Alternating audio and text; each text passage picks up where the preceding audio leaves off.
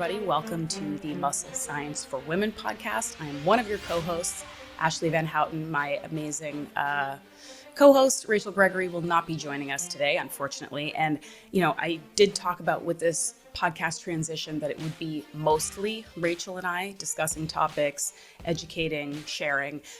But every once in a while, we're going to get a guest that's just so relevant and so great that we really need to have them on. And I had an opportunity that I couldn't pass up.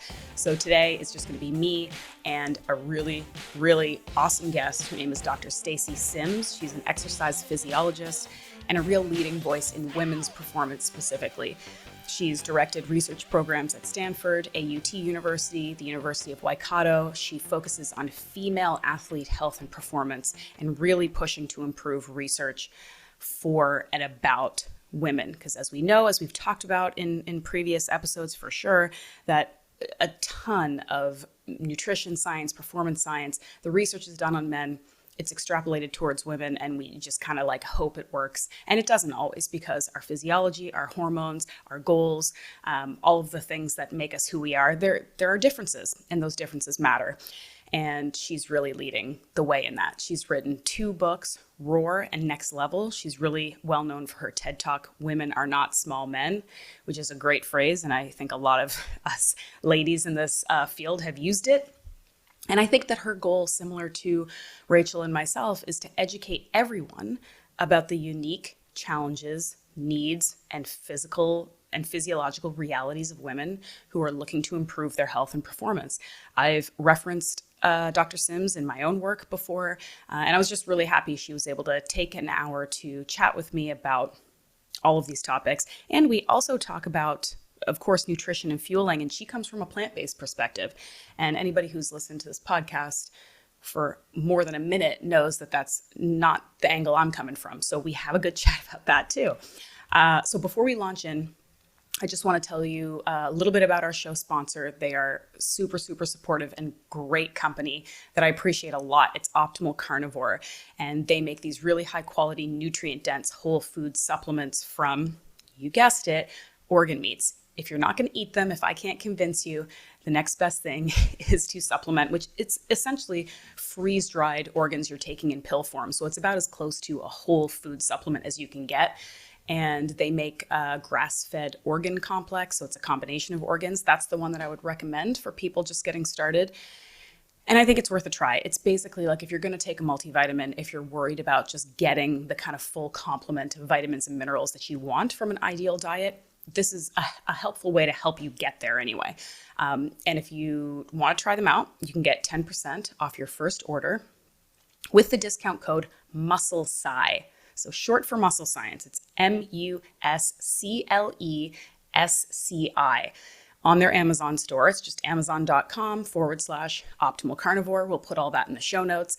And of course, because this is all new and we're kind of just switching things up with the podcast, we want to hear from you. So reach out to Rachel or myself on Instagram. All of our website, IG handles, everything are in the show notes.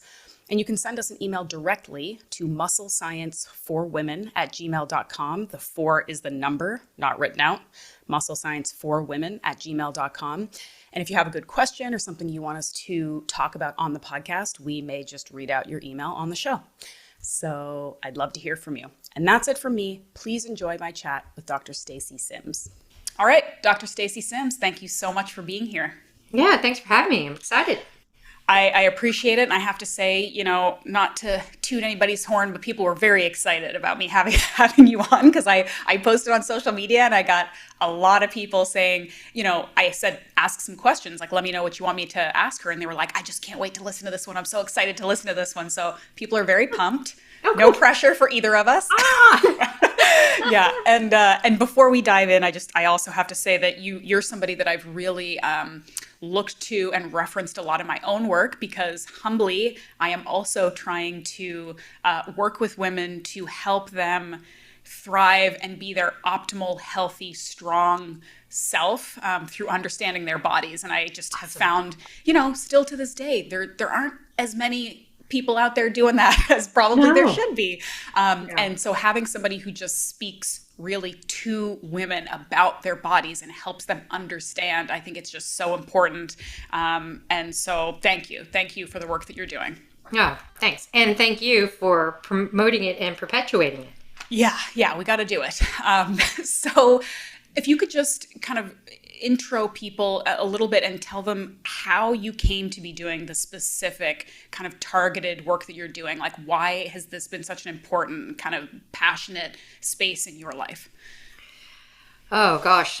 Going all the way back to university days, I was an athlete as well as being in the exercise phys program, and a lot of things that we were doing as rowers training up for big races, it didn't seem to sit well with the women, meaning that we tended to not peak appropriately for the races like the men did. We would be a little bit more overtrained. And it seemed like the guys were recovering and adapting a lot faster than we were. And when we started looking at it, or I started looking at it from the exercise physiology point of view as an undergraduate student and reading the textbooks and going, well, they never say woman. It's always he or the reference man. And I grew up as an inquisitive kid. My mom still is like, yeah, you were always the kid that asked why. Mm-hmm. And so when I started asking those questions why, I never really got any answers. A lot of the times this was, we don't know enough about women. We just generalize women are the same as men. There's no difference. But when we started really getting into like metabolism labs, there were differences. And like my data was thrown out as being an anomaly. And the more I got involved in metabolism, ex-phys, then into clinical work, the more there was this discrepancy and I couldn't get the answers. So then I was like, this doesn't make sense. So I really started pushing, like trying to find the answers and having the availability of being an academic and an academic career path, going in and trying to answer those questions, as well as being an elite athlete and seeing what was going on in the elite athletic world, trying to help my teammates. So I'd get questions that I could go and answer. So it started as kind of a selfish drive, and now it's just pushing because there's so much misinformation out there for women. And as you know, women, we work hard and we want to have results, but the protocols and the diets and all of the things that have been pushed on us, basically based on male data, and it doesn't really work with our physiology. I just love how women, half the population, is considered an anomaly because, because we have cycles or because, whatever is different, rather than saying, okay, well, this is interesting and this is half the population, let's dive into it. We say, well, you're kind of complicated, so I guess we'll just not care at all. That's totally it, right? Anyway, but I would love, before I get into the questions that the folks wanted me to ask you, I would love for you to kind of touch on and discuss maybe the differences between optimizing health and optimizing performance, because you are talking here about competitive athletes and even elite athletes. And in many cases, I think it's fair to say, people who are competing or performing at the elite world-class level are not, that's not necessarily synonymous with optimized health. Not at all. And I think that's something that, again, the average, and I say that as athletic, recreational athletes, don't always understand, because we're trying to pursue this best possible performance as well as our optimized health. And we're confused and frustrated when we're kind of half-assing both of them. So can you just kind of speak to that for women to sort of try to understand why those things they don't necessarily work together all the time? Yeah, absolutely. I mean, I get this all the time. When we're looking at the elite environment, it's their job. The elite athlete's job is to perform and win at so many selfish costs. So when we look at their life and it's all about training, it's all about performance, it's all about making the team, making the cut. They also are surrounded by allied health professionals. So they have a dietitian, they have a physio, they have a doctor. Doesn't necessarily mean that they use them, but they're available. And they also don't have to work full time for the most part. So the stresses are different. The environment is different. And the goal and the push is different. So if we're looking at a bell curve, they are the anomaly that's on the very far end, away from the very sedentary end. So that population, both those populations are completely different. When we look at the bell curve in the general recreational female athlete, and that can be someone who is super competitive in their age group or wants to get the best for themselves, or is on the other spectrum and just starting on their fitness journey. We look, and there are so many other confounding stressors. We have family, we have work, we have environmental stress. Like, we can't just all up and go in the middle of winter to someplace nice and tropical to relieve that stress, right? So when we're talking about performance in that aspect, we have to also look at the additional stresses that are around women and allow women to kind of let go of that, like understand that these stressors impact. So when we look at things like the menstrual cycle, and there are different times in the menstrual cycle where the body's super resilient to stress and other times where it's not so resilient to stress. So this is why I always have women like track their cycle and understand that when those hormones drop, the body changes and is super resilient to stress. So if you are under a lot of life stress, it's still a time where you can push hard in your training and get optimal adaptations. But after ovulation, when you have changes in the immune system, you have changes in neurotransmitters, you have changes in fueling, and your body isn't as optimally adept for being stress resilient, it's not the time to try to push. Mm-hmm. And when women start to understand that, then they don't have that, I have to go hard every day. And if I don't go hard, something's wrong. Mm-hmm. Because when we start looking at how hormones affect us as well as our life stress, then it gives the okay from that objective data to be like, I'm at a time where I'm in my cycle, and every month at this time, I'm a bit flat. And I noticed that. So I'm not going to go hard. I'm going to take care of myself.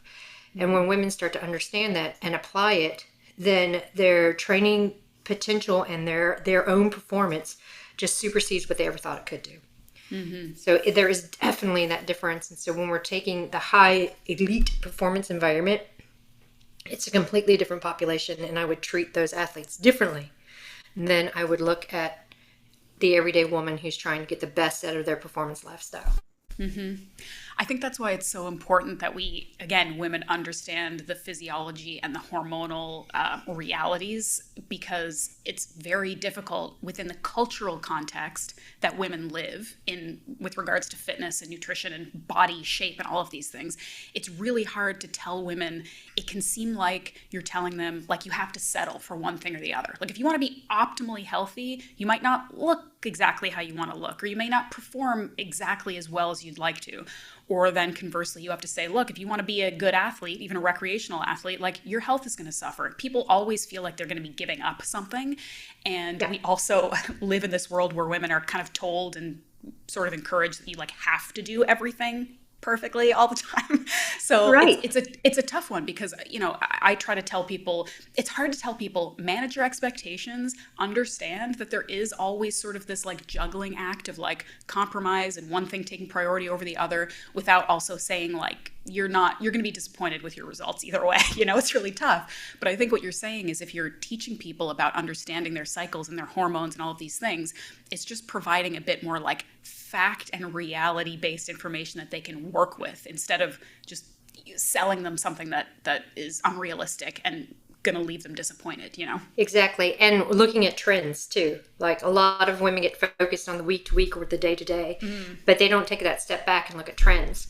So when we have someone who starts tracking sleep and menstrual cycle, and we say, look at the trends over the course of 3 full cycles, you really start to see how sleep and training and menstrual cycle all interrelate. And this is a significant amount of objective data that then women can take into their own life and realize that they're not algorithms and they can't do the same thing every day. Mm-hmm. Because if they try to do that, they're still not going to get what they want. And at the end of the month or 2 months or whatever of trying to do that every day, they're just going to be flat and depressed and just not able really to function how they want to.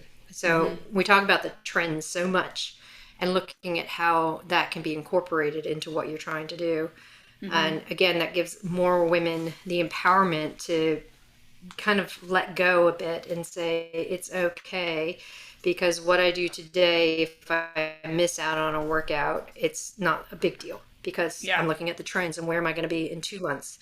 So I try to really push that and get people out of the narrow scope of what am I doing today? How am I going to push today? What am I eating today? What are my macros? It's like getting into that nuanced, like really specific numbering is such a disservice to women. And it takes away a lot of this guilt when you don't know why you feel flat or why you have low energy or why you're suddenly craving chocolate, and you just, of course, attribute it to your own personal failings. Instead of when you understand what your body is physically doing, it gives you, it's not like, oh, I can settle back and like not make any changes or have no control over my life, but it's about understanding like this is what's actually happening in my body and this is the response. Exactly. I think that's huge. Yeah, so I'd like to talk about the cycle thing a little bit. I know we could talk about it all day and kind of barely scratch the surface. There's a lot of complexity to women's bodies and how they work, but I completely, of course, agree that the more information we have about our bodies and our cycles, that's useful, that's important information. It can tell us a lot of things. And I do kind of touch on this in this strength training course that I've developed to understand when you, again, may be more primed for stress and performance and when you should maybe take it easy and food stuff. However, is there also an element of, in the context of still tracking and understanding your cycle, being in a place where you have your lifestyle factors sorted out and you're kind of resilient to an extent that you maybe don't have to think about your cycle so much with regards to performance? Because again, I'm speaking to like an average recreational, I just want to be fit and healthy woman who is trying to sort out their sleep and their stress and their food. And maybe you're thinking, oh, now I have to think about the cycle and I have to like know that this part of the month I'm not going to be performing as well. Is there an element where we can say, like, if you are really optimizing all of these other factors, maybe you don't have to train around your cycle so much, or should that always be something we take into account? From the background point, I really encourage women to keep track of their cycle, because if we start to see a misstep in the bleed pattern or the cycle length, it's a really good indication that there's a misstep in the endocrine system. It's like the first stopgap that there is a misstep in the amount of stress or, nutrition in and around the training, because so many women fall into low energy availability, and this is one of the first things that really thwarts results, is not eating enough for the activity that they're doing. And we can see that coming out in menstrual cycle changes. First it is bleed pattern changes, and then it can actually be cycle length changes. So it's not that they have to really dial in every day and be like, I'm day 3 and I'm going to do this on day 3. But again, it's being aware of the trends and understanding that if they start to see these changes, then it's an early warning sign that they can actually take charge and step back and assess, okay, what's going wrong here, and reset and make sure that, like I said, they're fueling for their workout, recovering from it, having adequate recovery days to then be able to have a robust endocrine system. Because we know that when people don't track it and then they lose it, or all of a sudden it's gone, 2 or 3 months and they don't have a period, then they're starting to fall into amenorrhea or relative energy deficiency in sport. And none of it is weight related; it's stress related. So people are like, oh, I don't get my period because I'm too thin. It's like, no, that's a misnomer. That is a very old wives' tale. Or people are like, I'm normal BMI, or I'm normal weight, or I'm trying to lose weight. I can't lose my period. And that's absolutely not true.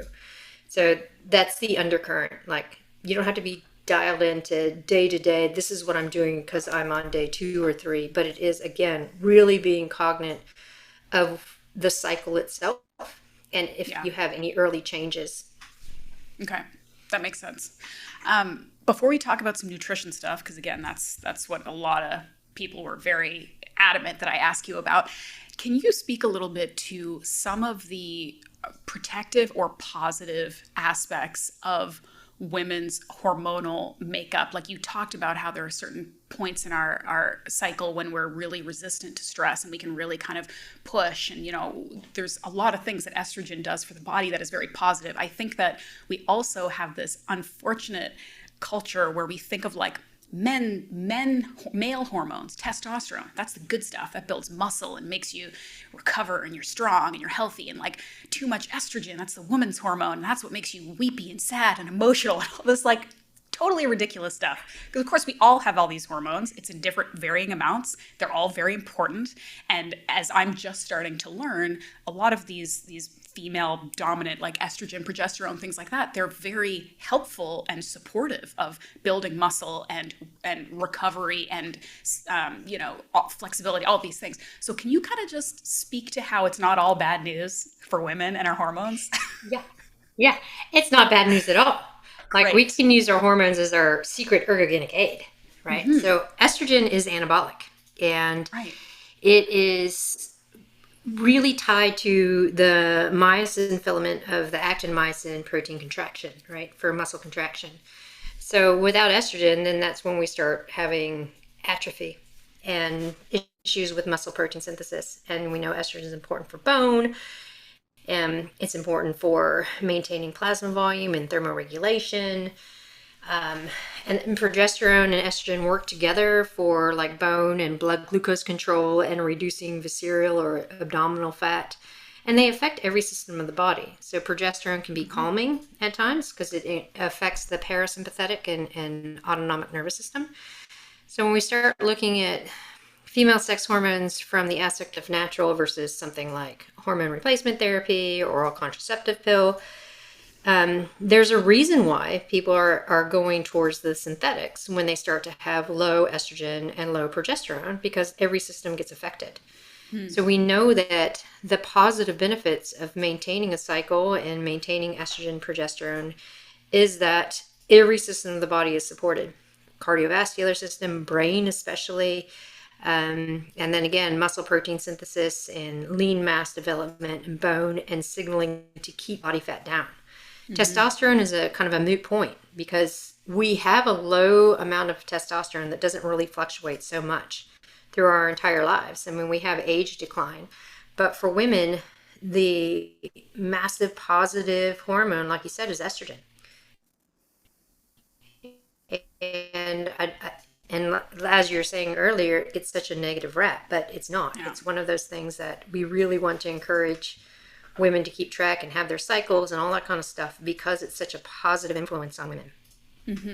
Yeah, I want women to know that it's like our whole life shouldn't be about like managing and like getting by with our female hormones that make us weepy or sad or gain weight or whatever. These are very important hormones that help us build strength and resilience and be healthy. And it's important to know that and not think that it's all just bad stuff. Yeah, and there's a really important point when we're talking about training and performance. When I talk about menstrual cycle phase-based training and being stress resilient, it is about training itself. But when we're talking about performance on the day, like, you have a major event or you're training up for something, there's no negative point in the menstrual cycle for performance the day of. Hormones in that regard have less an effect because we have the psychological that supersedes the physiological. So all the training you're building up to, those are all adaptations. And we can use the fluctuation of hormones going up and down to our advantage to get the most out of our training for better fitness adaptations. But women who are like, oh, I can't perform well on this day because I'm 4 days out from my cycle, you can absolutely perform and you can absolutely get a PR, even if you always feel a bit flat on that day. Because when we start looking at some of the small interventions you can do, plus the mental skills, it far supersedes anything that the hormones can do.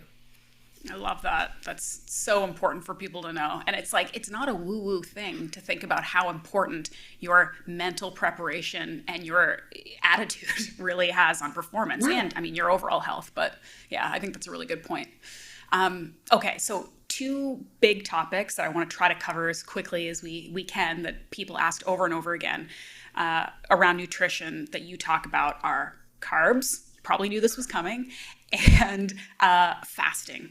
And those are both, of course, very big topics that, we could go on. And I think it's also very bio-individual. But maybe let's start with carbs, because if you go by the internet alone, there are 2 camps. And one is that all carbs are bad forever and no one should ever eat them. And then the other camp that says, of course, that's stupid and you should eat carbs to fuel your activity. And of course, it is also maybe different with women. So, what are your thoughts on carbs for performance as well as just sort of overall thriving in a female body? Yeah, so when we look at carbs, we know that they're the different kinds, right? So when I talk about carbs, I'm talking about like the fruit and veg, the whole grains, not talking about refined stuff. And when we look from a physiological perspective, there are two areas in the hypothalamus for women that have neurons of kisspeptin. Now, kisspeptin is super important in the fact that it controls appetite and it also controls your luteinizing hormone pulse in your endocrine system. It's super sensitive to low calorie intake and blood glucose. So if we don't have enough carbohydrate coming in, then it can downregulate kisspeptin. So when kisspeptin is downregulated, and it can only be 4 days worth of low carb stuff or not eating enough, it's downregulated, your thyroid hormone takes a hit. So we start seeing a decrease in TSH. We start seeing a decrease in your resting metabolic rate.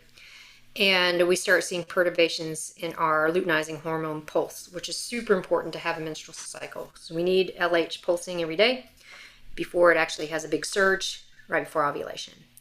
If we start having a misstep in our LH pulse, then we also have a misstep in the way that our estrogen pulses throughout the day, and it starts to flatline. And like I said, this can occur only like within 4 days of that kisspeptin being downregulated. So when we look at the thresholds between men and women, men have one area in the hypothalamus that have kisspeptin neurons because they don't have an endocrine system. And they don't have things like estrogen that's tied to appetite and appetite hormones. So when we look at the baseline level, we know that men start to get endocrine dysfunction when their calorie intake is around 15 or less calories per kilogram of fat-free mass. But for women, it's 35. So it's over half, right? And a lot of that is carbohydrate driven because women fuel differently from men. With regards to physical activity, we clear blood glucose quickly and then we start accessing free fatty acids, but we don't tap so much into storage form, our muscle and liver glycogen. Whereas men will sort of use blood glucose and then really dive into muscle and liver glycogen. So they have the availability to clear it out and then start tapping into body fat. So this is why we see a lot of fasted training in men that works. We see metabolic flexibility. We see, train low, recover high. So train low carb, recover with high carbohydrate. Because their metabolism is not attuned to immediately using free fatty acids. So they need a little bit of a tune-up. But for women, our set state is natural to use more free fatty acids. We have more protein within the muscle mitochondria to use fatty acids. We have estrogen that encourages us to use fatty acids. And we have progesterone that pulls carbohydrate into the endometrial lining. But for that, we need carbohydrate because of the blood sugar aspect. So if we're low on carbohydrate, everything takes a hit. Everything starts to downregulate. And we start getting a slower response for resting metabolic rate. We have a slower uptake of high intensity work and reduction in adaptations. So it is super important for women to have carbohydrate. And when we look at the diet trends that are out there with regards to really low or no carbohydrate and the outcomes that are purported for performance, they don't work in women. There's no efficacy for that. When we look for a health aspect of time restricted eating or high fat, low carb diet, the outcomes still are different for women than men. So when we see like increased parasympathetic response, we see better blood glucose control, we see changes in telomere length, all that's male data. But when we look for women, it's not there. We have more sympathetic drive. We get into this up state because our body's like, oh shit, now we're in a conservation.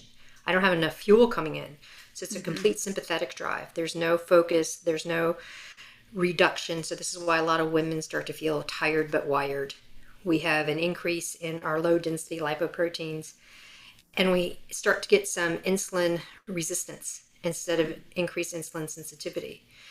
And it is because our bodies need that extra bit of carbohydrate just to keep the hypothalamus and the kisspeptin neurons working to allow us to have a really robust endocrine and metabolic rate. So that's a lot of like trying to get through and dive into what are those Trini diets and how does it affect us. It doesn't matter what diet you're on. It depends on what's happening in the hypothalamus and how those kisspeptin neurons are either being upregulated or downregulated through nutrition density. So women need to really be cognizant that they need more calories at baseline. They do better in a fed state with regards to training adaptations. We know that if you have protein before you go do a resistance training set, it actually increases your resting metabolic rate for a longer period of time post-exercise than if you were to just have carbohydrates. So you need carbohydrate and protein together, but you need that protein to kind of help with that. And it all has to do, again, with that calorie perception and nutrient density that the kisspeptin is reading. Okay. So I know a lot of people in sort of the keto, low carb, carnivore, fasting world, including women, there may be some people listening being like, well, I'm doing this and it's fine. And we know that there's enough bio-individuality that you could name almost any diet or dietary protocol and someone's going to thrive on it just because we're all so different. Yep. But would you say that, if there is a small but relatively significant group of women who are either fasting, eating super low carb, keto, whatever, who are doing well, what do you say to that? Is it because maybe this is a temporary thing that works until it doesn't, or because they're so bio-individual, or maybe because they're eating enough protein and healthy fats that it's kind of working? Like, what do you say to the people who are like, well, I'm doing it the other way and it works?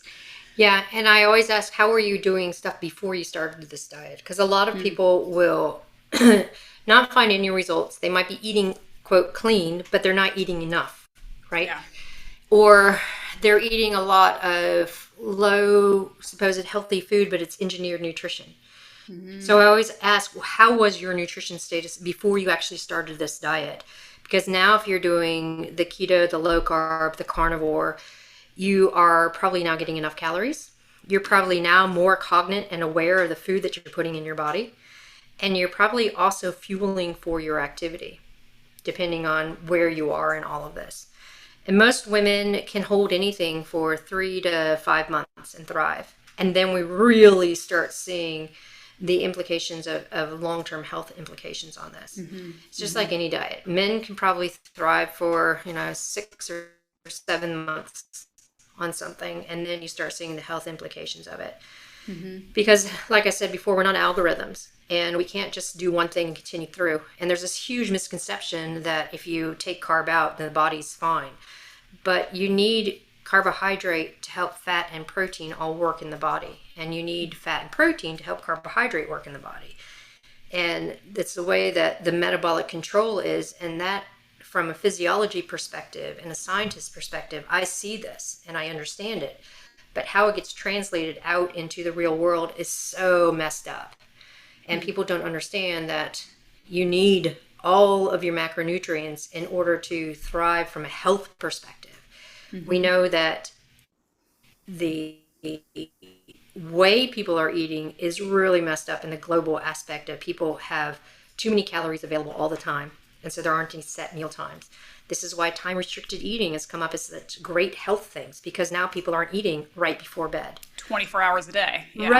Right. And so it's like, if we take it back down to the bare bone minimum, if we eat, quote, normally, like people used to, where you're having 3 or 4 meals, you're eating according to how you're hungry, you're fueling for the activity that you're doing, knowing that your appetite is super dynamic, right? Some days you need to eat more, some days you need to eat less.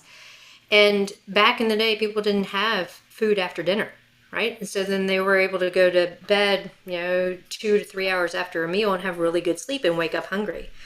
And this is kind of what time-restricted eating is about, and intermittent fasting is about, is trying to block off those times that used to just be inherent the way we ate. Yeah, I mean, what you're saying is definitely, I feel like, reflective in the work that I do. And just for people listening, I think some people may be a little bit confused about maybe what I advocate too, because I wrote a book. I just wrote a book called Carnivore-ish, which is obviously very protein heavy, but the concept is that, of course, our plates are all going to look different. There is absolutely room and necessity for healthy fats, healthy carbs. It's just going to be different depending on who we are. And I want to focus on the idea of healthy bioavailable protein for women, because as you've said, one of the biggest issues we have is that we are under eating, and protein tends to be a macro The that biggest we thing really that people don't eat. super undervalue.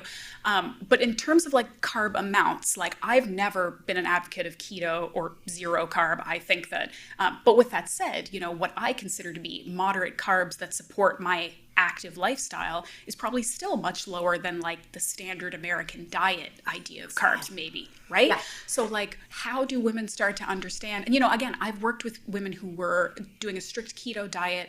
They had 50 plus maybe pounds of body fat that they were looking to lose, and it worked incredibly well for them, like you said, for maybe 6 months, maybe 10 months. And then all of a sudden they're having all this hormonal issues, they're plateauing, they're gaining weight again, and they feel guilt about like eating a strawberry.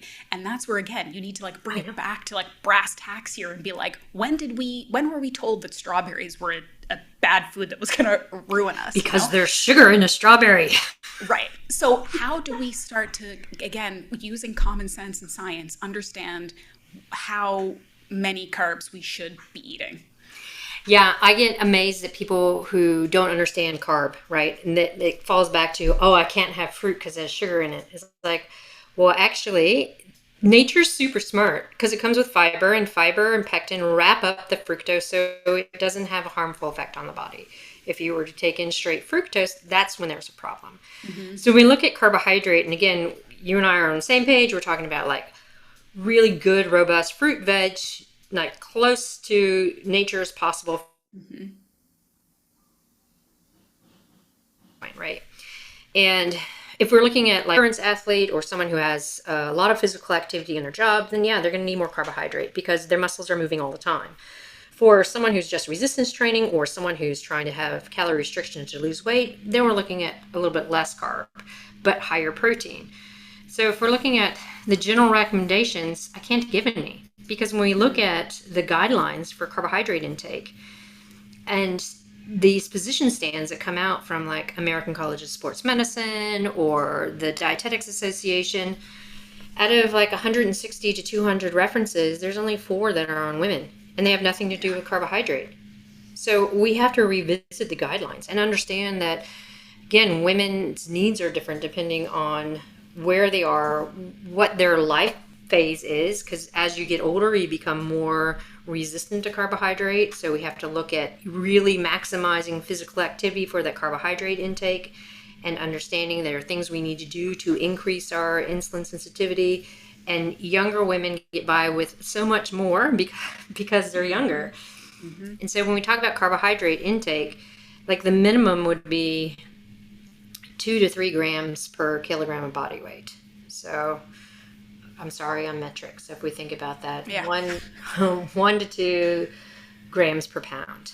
Yeah. On average. Okay. But when we look at protein, it's more than that, because the recommendation for protein right now is based on sedentary older men and brought over, and that's what women are supposed to take. Mm-hmm. But we look at the research, and women who are active need twice that. So that 0.8 grams per pound is actually twice that. Mm-hmm. And there's where that discrepancy comes in, because they're like, oh, well, I'm eating this for protein, but I might overeat in my macros. And so it's the numbers game. Yeah. So the way that I try to make it easy is fuel for what you're doing. So if you're going to have a half an hour of resistance training, carbohydrate is probably not all that important. As long as you have some that's bringing blood sugar up so you can do what you need to do. If you're going to go for an hour run, that's a different story. Like, we need to have some carbohydrate available, and we need to have carbohydrate afterwards. Mm-hmm. Otherwise, you stay in this breakdown state, and the first thing that goes is lean mass. So those are the things that we have to really think about. And the total carbohydrate really is based on your physical activity of the day. I love, too, that the focus is on, like, fueling for you and what you specifically need, because I think sometimes, again, we lose track of why we're doing something. Are we doing keto to be keto and say that we're keto, or are we doing keto because it's helping our health? You know, like I just had a baby and I reference this all the time because it's what's in my head. And I was eating way more carbs than I normally do because I was building a human and I was really hungry and my body was telling me to eat carbs. Yeah. And I had so many people reaching out to me and they were like, well, how can you have a healthy pregnancy and be low carb or keto or fast or all these things? And I'm like, well, why would you want to? Because Right. even if you could, it's so much work. It's so much harder for you. And are you doing it just to say I was pregnant and keto? Like, eat some carbs if your body's telling you to and it's supporting your health. I feel like sometimes we lose the forest for the trees kind of situation. It's like, are we doing this because we've discovered that it's best for our health, or because someone told us this was the best way and we're going to do it till it kills us? Right. Okay, so I want to switch over to the fasting thing a little bit because I guess I want to know how important food timing is, and I understand that people can take fasting again to an extreme level that isn't necessary, and a lot of times women and people in general will use fasting as almost an excuse to eat less, when really in its like pure form, it's not about that. It's about restricting the window in which you're eating. But how bad is like a moderate daily intermittent fast if you're still eating the right amount of food to fuel for yourself, if you're still eating carbs, you're not using it to like minimize calories, and you're not, you don't have like a 3-hour window. Say you're trying to do like a 10 to 5 or something. Like, how bad is it really if you're still eating enough? So this is where it's interesting, because if we look at why people are doing intermittent fasting, right? And we look at the health benefits, and we look at all the things that are coming out about the health aspects of intermittent fasting with regards to telomere length, metabolic control, all of those things. And then we look at the exercise data. The exercise data does the same thing, but it's more robust and it's a stronger stimulus. So you really have to ask yourself, why are you doing it? Are you doing it for the health, and are you active? So that's the first baseline. Then the second for women is, when you are fasting, does your training fall in that fasted window? Because we know from research, like I said earlier, women do much, much better in a fed state. Doesn't mean a lot, but it just means that they have food coming in, might be 100, 150 calories of protein with little carbohydrate before training, to boost blood sugar, drop cortisol, and then recover. Because if we don't eat after training, we stay in this breakdown state, and your body perceives it as low energy availability. And like I said earlier, the kisspeptin read it, you start to have an endocrine hit. And with, only 4 days of this, your thyroid and resting metabolic rate have taken a hit. And your body doesn't repair. So I'm always like, well, what's the point of doing a training session? Because your body can't adapt without the food to recover from it. So if we're doing intermittent fasting or fasting time-restricted eating, but we are taking care of our training by eating in and around training and not falling in that fasted window, then there is some room for it. But when we look again at the data and understand why are people doing it, I really want women to understand that most of the data that comes out around intermittent fasting and time-restricted eating is on male population, some active male population, and sedentary obese women. But when we look at the outcomes for women who are active and trying to do time-restricted eating, buckling them both up and backing them both up with activity and time-restricted eating is a moot point, because exercise is so much stronger as a stimulus to allow your body to get those health adaptations, because exercise in itself is a fasted state and drives the signaling for improving telomere length, drives the signaling for autophagy, and it drives the signaling for metabolic control. So I always have women take a step back and really try to think about, why are they doing it? Yeah. If they're looking for calorie control for weight loss, we know that calorie restriction, with regards to having a slight calorie restriction in the evening away from training, is a much better way of managing and changing body composition than having long windows where you're not eating. Mm-hmm. Okay. What do you say for women who, and this is specific to breakfast, it's what I notice the most, but like I wake up and I'm generally within at least an hour. I'm hungry, like I'm ready to eat and fuel for my day. I have dealt with a lot of clients, women clients, who say they aren't hungry, like they can't bring themselves to eat before, say, noon or something. And I do think there's often like some different elements that go into why that would be. But what advice do you have for women who are like, I know I need to fuel better, I know I maybe need to eat more, but like I'm just like not hungry. What do I do? Yeah, so there's two things there. Like I fall into when I'm too stressed, I don't have an appetite, so I wake up not hungry, right? So forcing something down before I go training. And it can be like protein powder with almond milk and coffee or something. Just enough to be able to raise blood sugar, get some amino acids going. So then when I do some training, I'm not fasted, right? And then I come back, I still might not be hungry, but I'll do something for recovery. And then my appetite will come back. And that seems to be a pattern for a lot of people. But what happens when we get into this habit of not eating is we are losing what it means to be hungry and what it means to be full. So I have women who are in this situation, and I've done it myself, so I know my cues and what I need to do, is I have them not eat in the afternoon. So they are doing their training and they're like, I'm not hungry. And then they might have lunch. And then there's this big hole in the afternoon. And normally they're like, oh, I'm hungry a couple hours later. I'll have something. I'm really hungry at dinner.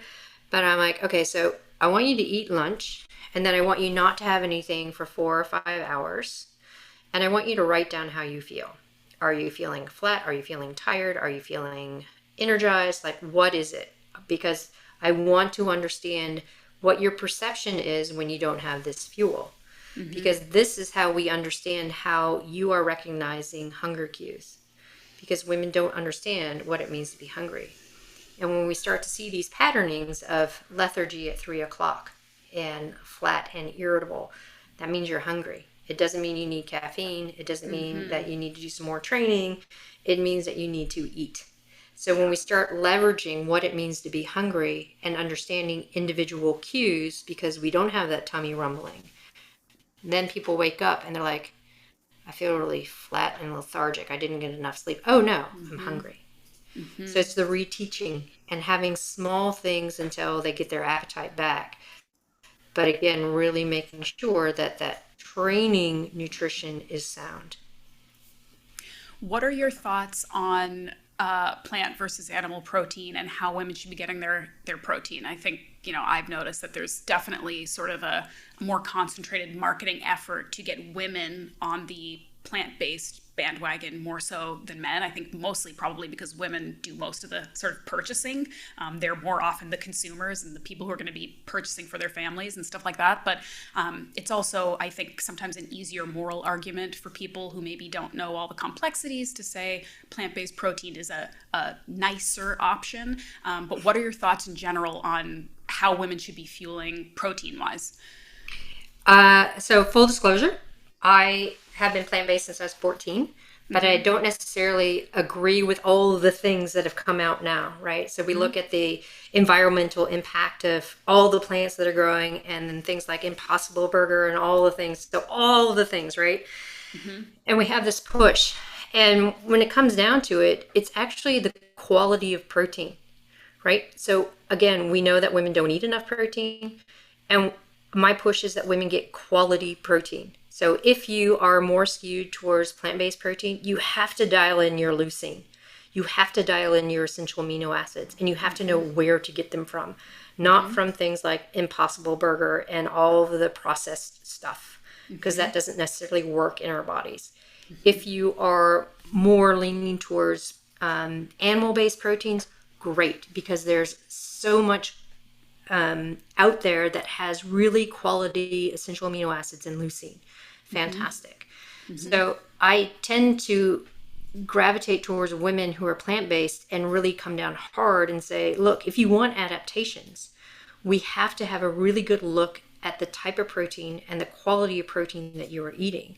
Because often being plant-based, you become full before you get what you need. Right.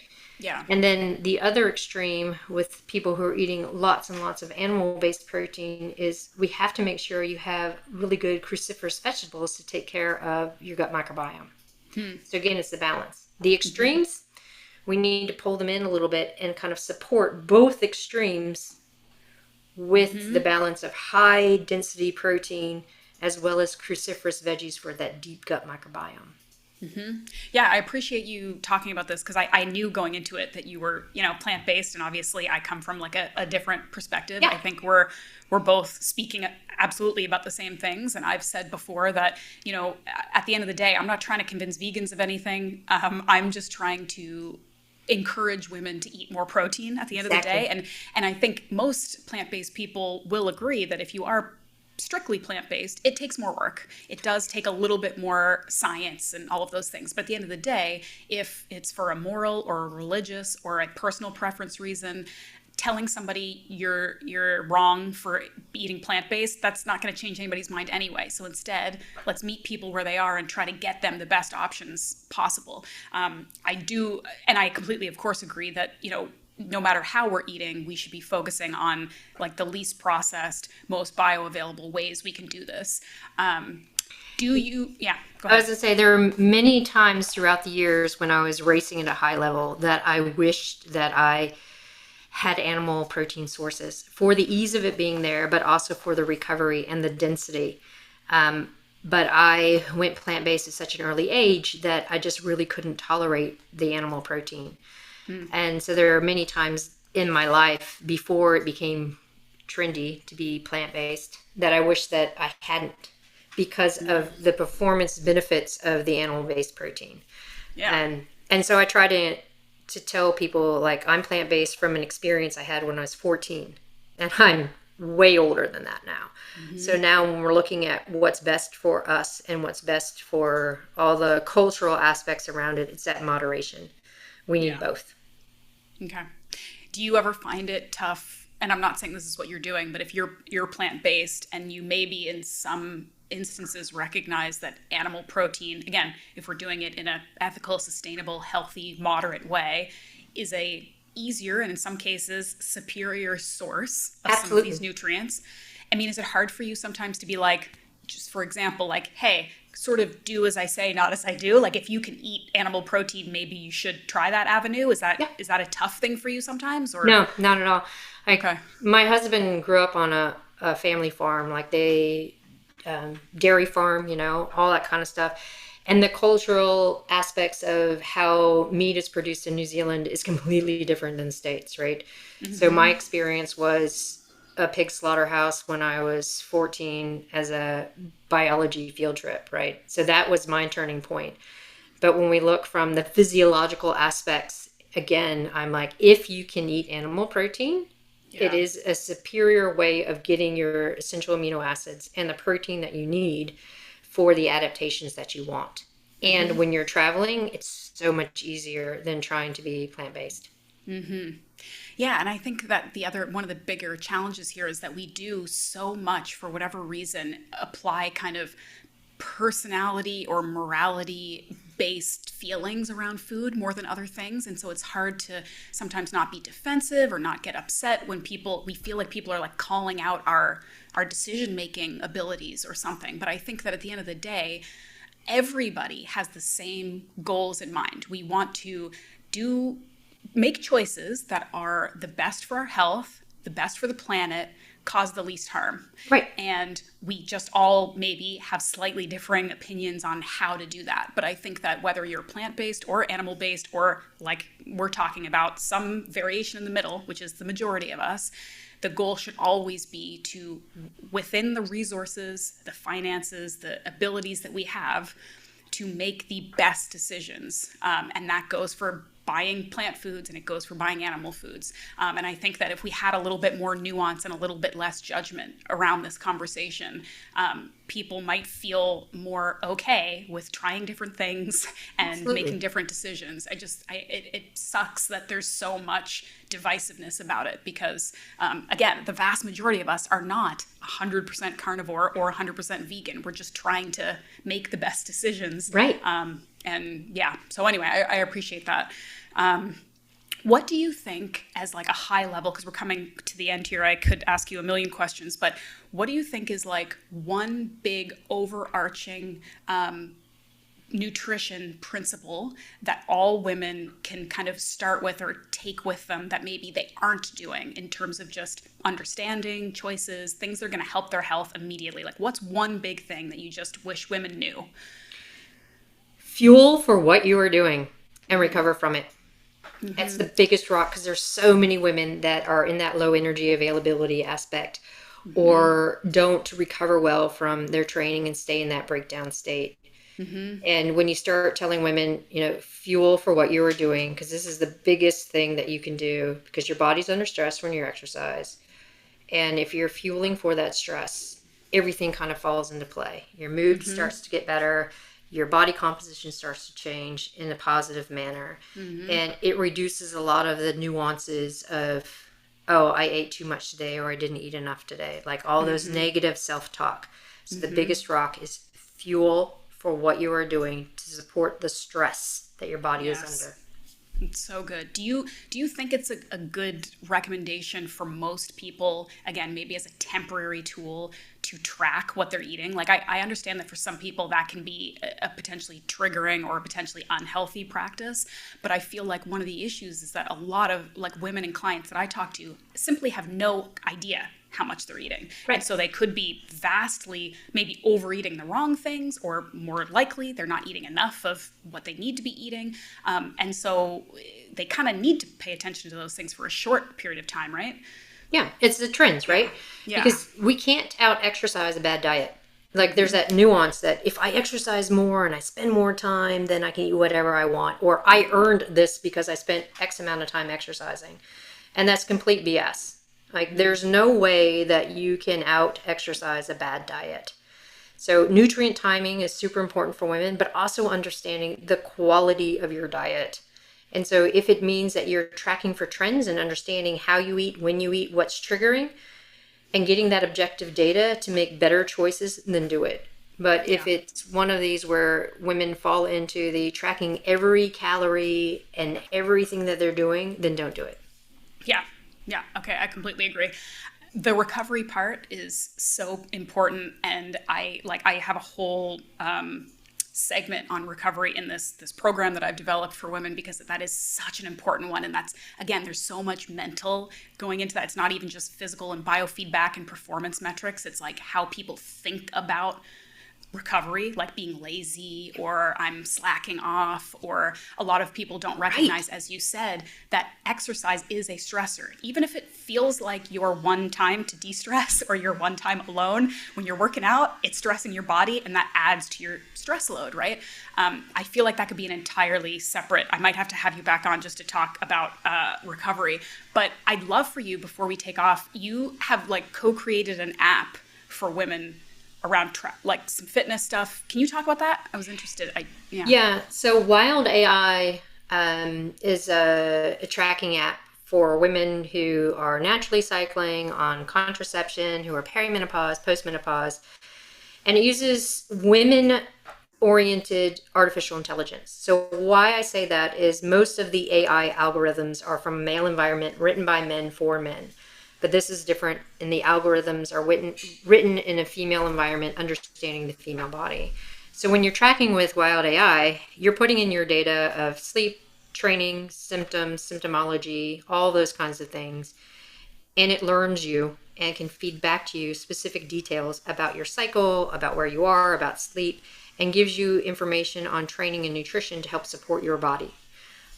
So it's a 3D approach to tracking in one space, instead of things like Hello Clue or Flow or Fitter Woman. Yep. It's 2D, that's just giving general advice. Okay. So it is really interesting because it gives the woman information based on her own data, her own body, so that the information coming to her is directly beneficial instead of just generalized. That's so good. Because even things like something I learned recently is that like heart rate variability, right? Which is another metric of recovery and readiness and things like that. That is that varies widely between individuals, but also women generally. Yeah. Right. Have some like trends that are different from like male HRV. So like these are all things that we need to pay attention to, but having something that can be like individualized for you is so important, because that's another pitfall we fall into, which is comparing ourselves to other people, which is such a losing game, because we will never be another person. We will only be ourselves. So we got to figure out how to optimize and be our best self. I love that. Yeah. Okay, wild AI, you said. Yes. Awesome. All right. Well, Dr. Sims, I could go on. I so appreciate your time. I would love to have you back on to talk some other things, recovery being one of them. Yeah. But thank you so much for the work that you're doing and for sharing with us today. I think it's going to be really helpful to a lot of people. So I appreciate your time. Awesome. Thanks for having me. It's been fun. And yeah, I'd love to be back on. Great. And where can folks learn more about the app, get your books? Like, where's the best place to learn all about what you're doing? Our website, Dr. StacySims.com. It has all of the things. Yeah, it has the app, it has the books, has our little mini courses, has our big courses, it has lists of all the stuff that we're doing. And then you can also follow on social media, which is Dr. Stacy Sims on Insta and Facebook. Great. All right. Thank you so much for your time, and hope to have you back soon. Thanks. Appreciate it.